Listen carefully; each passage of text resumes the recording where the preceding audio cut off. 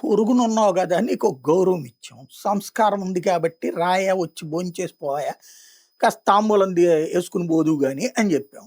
కానీ దానికి బిల్డప్ ఇచ్చి అదేదో బంగ్లాదేశ్ ఏమన్నా భారతదేశానికి అన్నం పెడతదా? లేకపోతే బంగ్లాదేశ్ వల్ల భారతదేశానికి ఏమన్నా ఒరుగుతదా? బంగ్లాదేశ్ అనేది ఓ బచ్చా దేశం. ఈడ్చిపెడిదంతా మా బెజవాడకి ఎక్కువ, గుంటూరుకి తక్కువ.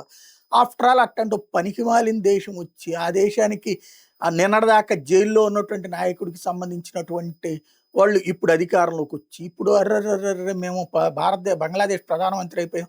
భారతదేశం మమ్మల్ని పిలవాలంటే గనక అక్కడున్నటువంటి హసీనాని మాకు తీసుకొచ్చి అప్పజెప్పాలి. అప్పుడు మాత్రమే మా ప్రధానమంత్రి గారొస్తారు.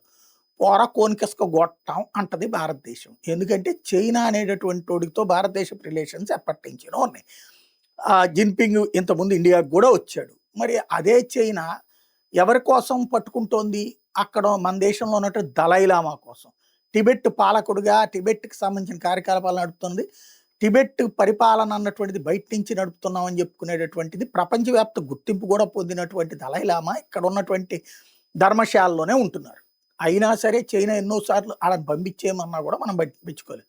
చైనా లాంటి దేశమే మూసుకొనొచ్చి కూర్చుంటుంటే ఆఫ్టర్ ఆల్ ఈళ్ళెంత ఈడ్చిపెడిదంతే గుప్పెడు మనుషులు లేరు. బిల్డప్పులు మాత్రం ఎక్కువ. చివరికి ఆళ్ళ దేశంలో బతకడానికి తిండి తిప్పలు లేక ఇండియాకొచ్చి బతుకుతున్న సన్నాసులు, ఆ సన్నాసుల రాజొచ్చి మనకిక్కడ కథలు చెప్తాడనమాట.